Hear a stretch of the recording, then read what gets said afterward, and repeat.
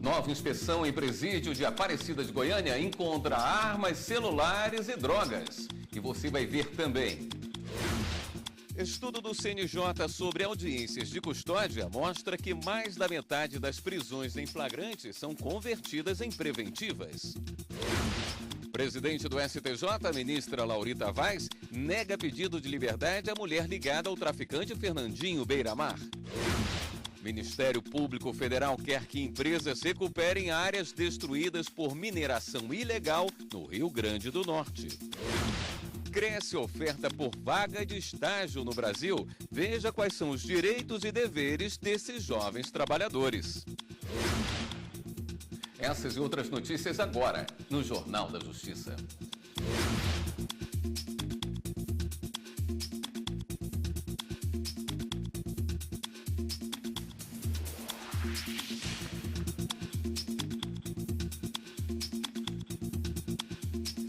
Boa noite.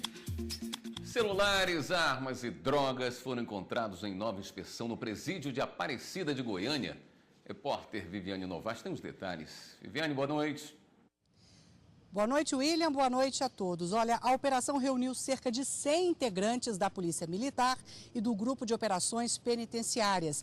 Eles apreenderam 16 celulares e uma pequena quantidade de maconha. Também foram encontrados facas, facão e navalha, além de objetos como barras de ferro e alicate que podem ser usados como armas. A vistoria foi feita a pedido da presidente do Supremo Tribunal Federal e do Conselho Nacional de Justiça, ministra Carmen Lúcia, depois das rebeliões no complexo prisional de Aparecida de Goiânia na semana passada. Na primeira rebelião, 9 presos morreram. A Diretoria-Geral de Informação Penitenciária quer saber agora como armas e celulares foram parar dentro do presídio, que está hoje com 427 presos. Outros 470 do regime semiaberto, que trabalham fora, foram desobrigados a voltar ao complexo para dormir. Os presos perigosos que participaram das rebeliões foram transferidos para outras unidades de Goiás. William. Obrigado, Viviane. Um estudo encomendado pelo Conselho Nacional de Justiça aponta que tipo de crime e violência praticada são decisivos na conversão de prisões nas audiências de custódia. Contratado pelo Conselho Nacional de Justiça, o estudo faz parte da segunda edição da série Justiça Pesquisa. Nele, 54% dos presos em flagrante tiveram a prisão convertida em preventiva.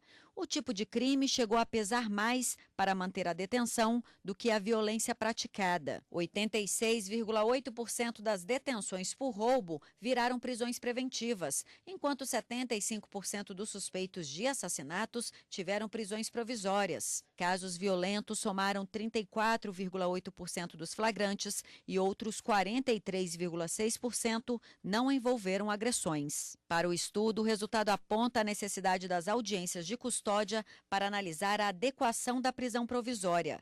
Ainda segundo o levantamento, o histórico criminal e a cor do suspeito interferem na decisão de prender. Dos detidos, 51% tinham antecedentes e outros 39% eram primários. Foi concedido o dobro de liberdade provisória para os primários do que para os reincidentes. Pessoas brancas ficaram presas em 49,4% dos casos e receberam liberdade provisória em 41%. Já entre pretos e pardos, a prisão foi mantida em 55,5% das vezes e relaxada em 35,2%. Detidos relataram violência na hora da prisão em 21,6% a cada 5 prisões pesquisadas.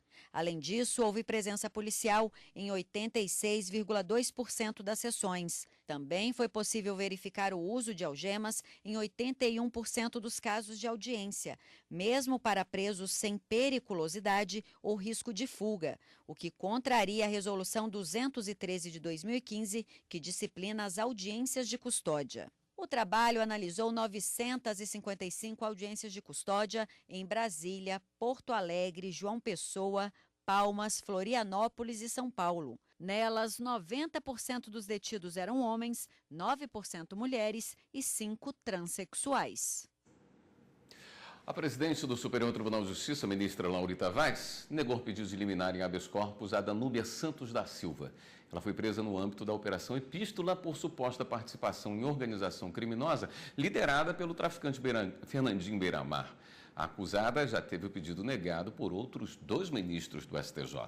Ao analisar este terceiro pedido, a ministra Laurita Vaz observou que o pedido é reiteração dos outros 2 e não reconheceu ilegalidade que justificasse a intervenção do STJ antes do julgamento em primeira instância. Mineração ilegal destrói parte da flora e fauna e põe em risco as cavernas de um parque nacional no Rio Grande do Norte. O Ministério Público Federal quer a recuperação da área. Trilhas, turismo de aventura. O Parque Nacional da Furna Feia, no Rio Grande do Norte, tem mais de 200 cavernas. Algumas, inclusive, com pinturas rupestres. A reserva fica a menos de 40 minutos do centro de Mossoró e acabou virando alvo de extração ilegal de calcário. Na foto, é possível ver uma grande mancha branca que descaracterizou uma enorme área, até então verde, do parque. A investigação partiu de fiscalizações do Instituto Chico Mendes, responsável pelo Parque Furna Feia. O Ministério Público Federal entrou na Justiça contra 2 empresas por conta da atividade ilegal de mineração. O MPF cobra que essas empresas apresentem e executem um plano de recuperação da área degradada. Em uma dessas fiscalizações foram encontrados no local máquinas de perfuração de rochas, utilização de explosivos, caminhões de carga, tratores e escavadeiras. O calcário retirado ilegalmente era fornecido para obras de um viaduto na BR-304.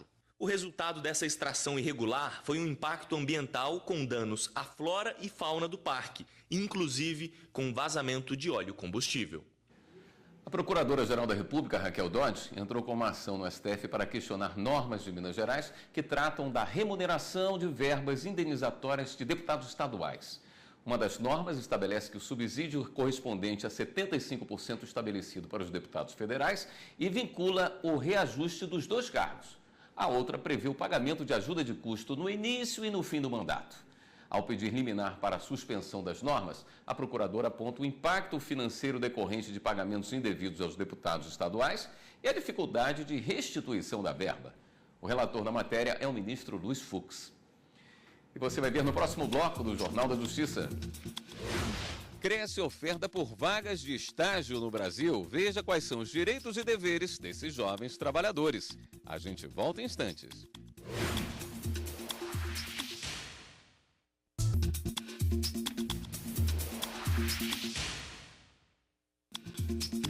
No Brasil, cerca de 30 milhões de gatos e cachorros vivem nas ruas. Este é um problema de saúde pública e também de responsabilidade do cidadão e do governo.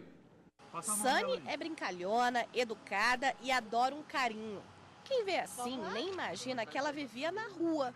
A cadelinha foi adotada pelo Douglas há 2 meses. Minha mãe viu ela no mato, próximo a uma árvore, a moadinha. Minha mãe falou, olha lá, Douglas. Eu peguei e falei assim, não dei muita importância. Minha mãe falou, tem um edredom que eu trouxe aqui na Kombi, coloca pra ela, Douglas, que ela tá com frio. Aí passando isso, eu entrei em casa e saí de novo. Quando eu saí, ela já estava da frente de casa, esperando assim ser acolhida. A Organização Mundial de Saúde estima que o Brasil tem aproximadamente 30 milhões de animais em situação de abandono. Muitos passam a vida nas ruas. Outros são recolhidos e abrigados em lares de vigilância ambiental, como este em Brasília. Esses animais, eles seguem o destino da observação, faz exame aqui em Brasília, o exame de maior preconizado, de maior importância em saúde pública é o de leishmaniose. Uma vez esses animais negativos, esses animais seguem para adoção. Ou seja, esses animais, na grande maioria deles hoje, eles seguem o rito de ter um outro lar. Mas a dúvida de muita gente é de quem é a responsabilidade no caso de abandono de animais de estimação. Em São Paulo, a Justiça acolheu, no início do mês, o pedido de uma moradora que solicitou à Prefeitura que recolhesse cachorros abandonados. O relator do caso entendeu que é obrigação do município fiscalizar e abrigar animais de rua. A Constituição prevê que o abrigamento de cães abandonados ou soltos em vias públicas é de competência das prefeituras, já que se trata de medida necessária à preservação da saúde pública e do meio ambiente. Isso é que os municípios têm o dever essa competência específica, em função até de um centro, né? Porque só os municípios têm o centro de zoonoses, ou seja, é eles que podem, até no trato do controle, né? De pegar os animais que estão abandonados na rua, levá-los a um determinado local e guardá-los e até providenciar o quê? A chamada adoção, até em convênio com uma associação ou uma entidade de classe. A adoção responsável também é uma opção. Quem adota passa a ver tudo diferente. É uma gratidão, é um amor que não cobra nada de volta. É um amor que ele simplesmente ele emana e você recebe daquilo. Eu chego em casa, ver ela me esperando, ela querendo uma comida ou então querendo brincar, é algo que conforta muito meu coração. Não existe preço que pague isso. É principalmente nesta época do ano que empresas contratam estudantes para trabalhar como estagiários. As vagas que diminuíram com a crise voltaram a crescer neste ano. São cerca de 220 mil estágios para os ensinos médio, técnico e superior, o que corresponde a um crescimento de 6% em relação ao ano passado, segundo a Associação Brasileira de Estágios. Ano letivo começando e muitos jovens aproveitam para correr atrás de um estágio. Lani está no 3º. Ela se forma este ano em comunicação social e vê a experiência como uma oportunidade para a formação de portfólio e inserção no mercado de trabalho. O estágio traz muito aprendizado para a gente, assim, na questão de saber lidar com pessoas, montar o portfólio, respeitar a hierarquia e aprender também como que funciona o mercado, né? De acordo com o Centro de Integração Empresa-Escola, este ano as vagas de estágio aumentaram em mais de 6% em relação a 2017.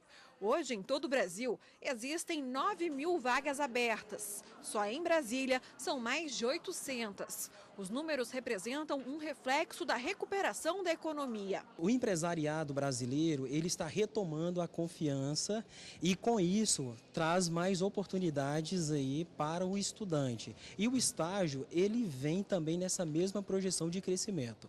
A expectativa do CIE é que para 2018 tenha um crescimento de 12% comparado a 2017. Só em Brasília, a expectativa é que sejam abertas já para início do ano aproximadamente 10 mil novas vagas, um cenário diferente do ano passado. Então, assim, as notícias são boas e as expectativas também. Os interessados em uma vaga devem procurar empresas como o CIE, que fazem seleção. Especialistas em recrutamento dão algumas dicas. Estar disposto a aprender e colocar em prática o que aprende, conhecer o local onde quer trabalhar, ter uma fala correta e domínio da gramática e dominar as ferramentas necessárias para a área de atuação. A faculdade tem muita experiência teórica, muito conhecimento teórico e é no estágio que você adquire conhecimento prático, né? Então, o estágio realmente te prepara para o mercado de trabalho. É muito bom você fazer um estágio enquanto você está na universidade, porque você não sai de lá cru, né? Você já sai preparado para trabalhar. Para falar mais sobre o assunto, eu recebo a advogada Renata Vieira. Doutora Renata, boa noite. Boa noite. Tem uma diferença entre estágio remunerado o estágio obrigatório e o não obrigatório, ou as regras se coincidem? Não, tem diferença. Na verdade, a legislação ela veio para trazer essa diferença para o aluno, né, para o estudante, para o estagiário. O estágio de cunho obrigatório é aquele que a instituição de ensino exige para poder complementar o estudo dele e formar. Geralmente a gente tem essas formações em faculdades, enfim, nível superior. E tem aquele estágio que não é de cunho obrigatório, que você voluntariamente vai lá e se candidata a ser estagiário. Quem pode estagiar? Olha, pela legislação a gente tem o nível médio, a gente tem o nível fundamental e o nível superior, e os deficientes, né, os portadores de deficiência. Observando sempre que nesses casos de nível médio e fundamental, depende muito do ensino que ele faz, aquele ensino profissionalizante também. Na legislação traz a especificação para a gente. Qual é a cota para deficientes? A cota para deficiente é de 10%. Como acontece nos concursos, né, como acontece nas vagas de empresa, o deficiente ele tem 10% da cota de vaga de estágio, no caso. E para estagiários, existe também um limite? Existe. A legislação trouxe limites para nós, então a gente vai observar a quantidade de funcionários equiparando com a quantidade de estagiários. Então, eu posso ter de um estagiário até 20% do limite dos funcionários. Então, se eu tiver uma empresa com mais de 25% de funcionários, eu posso ter um limite de 20%. A carga horária pode ser negociada ou ela é reduzida? Não, a carga horária é reduzida, depende do nível. Se eu tenho nível superior, nesse caso, ele vai trabalhar 6 horas. Se eu tenho nível fundamental, eu tenho 4 horas de estágio. Período de final de ano, provas, isso tem que ser negociado, conversado ou é previsto em lei? Na verdade, é previsto na legislação quando eu tenho prova. Quando eu vou fazer prova, eu não, né? O estagiário vai fazer a prova, ele tem um limite, ele tem que sair mais cedo, 2 horas, assim como no caso também do empregado. Né? É interessante ver isso porque a legislação trouxe essa equivalência. Quando eu sou empregada, eu saio também mais cedo para poder estudar, enfim. Então, o estagiário também tem esse limite. Ele pode sair 2 horas mais cedo. Existe uma documentação específica para esse tipo de trabalhador? Tem um contrato para estagiário? Tem um contrato, tem que ter uma empresa interveniente que a gente fala, é um termo de compromisso que é feito entre a instituição que está oferecendo o estágio, o estagiário e a instituição de ensino que ele se encontra. Esse documento tem que ser assinado pelos 3, tem que ter um professor que vai fiscalizar, que vai ser supervisor desse estágio também. Ele vai assinar os relatórios que é feito pelo aluno. Se isso não for observado, a gente está violando a legislação. E aí ele pode até conseguir um vínculo empregatício. Isso pode, porque sempre que você descumpre a legislação do estágio, é gerado vínculo empregatício para o funcionário. E aí ele passa a ter todos os direitos que um funcionário normal tem. Hora extra, 13º, as férias ele já tem, mas assim, verbas rescisórias, tudo que ele já tinha direito, que um funcionário tem direito, ele passa a ter. Porque se tudo for feito bonitinho dentro da lei, ele não tem vínculo, né? Não, aí não tem vínculo mesmo, a legislação já traz isso, ele tem um limite máximo de 2 anos de estágio, não gera vínculo, não gera nenhum outro tipo de direito para ele.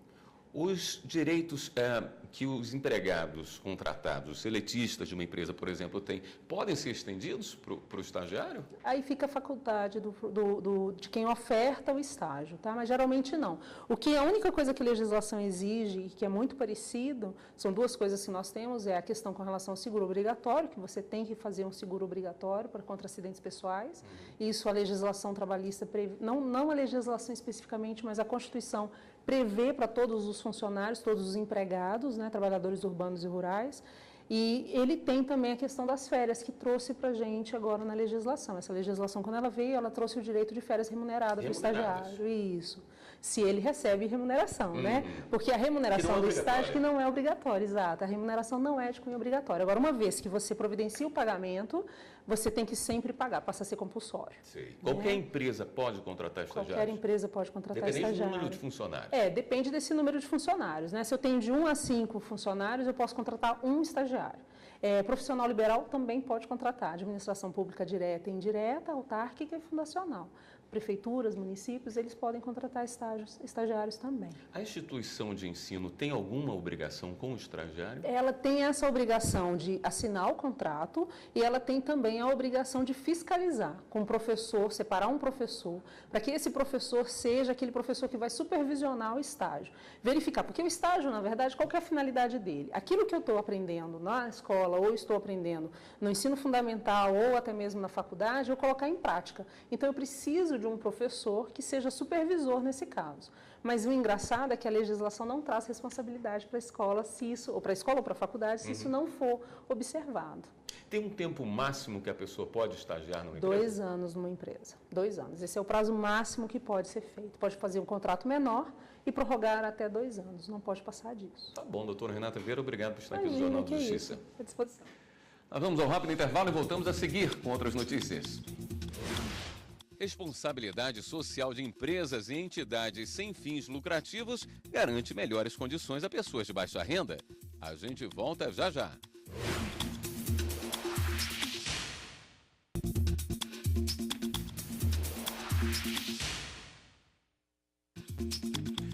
Um operador de caldeira que perdeu os dentes em acidente de trabalho vai ser indenizado. O Tribunal Regional do Trabalho do Paraná já havia mantido a condenação de primeiro grau com base em depoimento de testemunha, que comprovou a ocorrência do acidente. Mas o regional reduziu o valor da indenização de 20 mil para 5 mil reais. De acordo com a testemunha que presenciou o acidente, uma peça de tubulação bateu nas costas do trabalhador, que caiu de bruços, cortou a língua e quebrou os dentes. De acordo com o laudo pericial, toda a arcada dentária dele ficou comprometida, mas o perito também reconheceu a possibilidade de existirem outras causas para a queda dos dentes. A empresa então recorreu ao TST, alegando que não deveria ser responsabilizada pelo acidente, já que o laudo pericial comprovou que a queda dos dentes poderia ter outras causas. A relatora do caso na segunda turma, a ministra Maria Helena Malman, destacou que a decisão do TRT foi baseada em provas constantes no processo e que, para entender de forma contrária, seria necessário o reexame de fatos e provas, o que é vedado pela súmula 126 da Corte Superior Trabalhista. Todos os ministros da turma acompanharam a relatora e assim ficou mantida a condenação da empresa, que deverá indenizar o trabalhador em 5 mil reais pelos danos sofridos. Responsabilidade social. Uma prática que conquista cada dia mais importância entre as entidades do terceiro setor e empresas. Com esse trabalho, organizações privadas e não governamentais tentam garantir condições mínimas de sobrevivência a crianças, adultos e idosos de baixa renda. Ajudar. Esta é a palavra que resume a atividade do Adriano, da Maria de Jesus, do Felipe e de milhões de voluntários espalhados pelo país. É na responsabilidade social que essas pessoas veem uma forma de ajudar ao próximo. Você já imaginou uma pequena carreta que garante banho a pessoas em situação de rua? É isso mesmo. Olha aí o Adriano e os demais voluntários atendendo a quem precisa. Ninguém sente que está gastando tempo, a gente acha mesmo, e o trabalho de voluntariado é a sensação de estar investindo ao mesmo tempo. Então é bacana isso, cara. Por aqui todo mundo pode tomar banho e ainda ganha um kit higiene, com escova de dentes e até toalha. Investimento de 30 mil reais, que fica pequeno perto do benefício oferecido a quem tanto precisa. Olha aí a Maria de Jesus. Há 8 anos o nascimento da filha fez crescer a vontade de ter uma creche. Hoje ela atende 107 crianças. E o que os pais pagam por isso? Nada. A gente levanta na certeza de que vai ter um dia pela frente que a gente vai ter que correr dobrado para que tudo dê certo. Para que não falte as coisas para as crianças, para que a gente consiga manter o espaço de pé. E tudo com ajuda, tudo dependendo, tudo é doação e tudo a gente precisa de todo mundo para que o trabalho continue existindo, para que o projeto continue a crescer e que não pare. Alimentação, higiene, educação, saúde. São muitas formas de ajudar. O esporte também é uma ferramenta importante. Levar a prática do Muay Thai e Jiu-Jitsu a jovens e adultos é o que motivou o Felipe a montar esta academia de lutas. É o projeto Campeão. O professor me cedeu espaço. Outras pessoas começaram a se interessar, olhou, gostou. Aí eu falei, professor, o que você acha da ideia e tal? Aí foi amadurecendo a ideia, aí resolvemos começar a puxar esse treino. E aí está sendo esse sucesso aí. Se por um lado tem quem se preocupe em ajudar, imagine então a satisfação de quem recebe o auxílio. Os resultados são rápidos. Melhora nas notas da escola, mais respeito aos pais. É isso que o jiu-jitsu trouxe para o João Pedro, de apenas 10 anos. Antes eu não tinha muitos amigos, agora eu vim para o Projeto Campeão, agora eu tenho, melhorou minha vida muito, eu estou gostando muito de lutar, é uma arte marcial legal e eu gostei. E na escola eu era um pouquinho teimoso, aí eu vim para o Projeto Campeão, aí ele me ajudou muito nisso, né? Aí assim eu consegui melhorar. Melhorou na escola? Melhorei, muito. Falta de atuação do Estado. De acordo com esta advogada, é isso que leva entidades do terceiro setor, as organizações não governamentais ou empresas privadas a atuarem nas mais diferentes áreas, quando o assunto é a responsabilidade social. O cidadão, em geral, ele tem percebido que cada vez mais o Estado está sem o alcance, né? Ele está sem alcançar as atividades essenciais. Então, saúde, né? Educação. E o terceiro setor, ele entra aí. O terceiro setor, ele entra onde o Estado não alcança e a iniciativa privada não quer explorar. E o cidadão, ele se vê mobilizado a participar mais dessas atividades, né? A poder auxiliar suas comunidades e com isso aumenta essa cultura de doação a cada ano, né? Eu acho uma ação boa, né? Porque às vezes a gente não tem nem o que comer e vem pessoas e ajudam. Uhum. E se você não estivesse comendo isso aí, você estaria... Com fome, até alguém doar ou então a gente conseguir. O Jornal da Justiça fica por aqui. Uma boa noite para você, um ótimo final de semana e continue aqui na TV Justiça.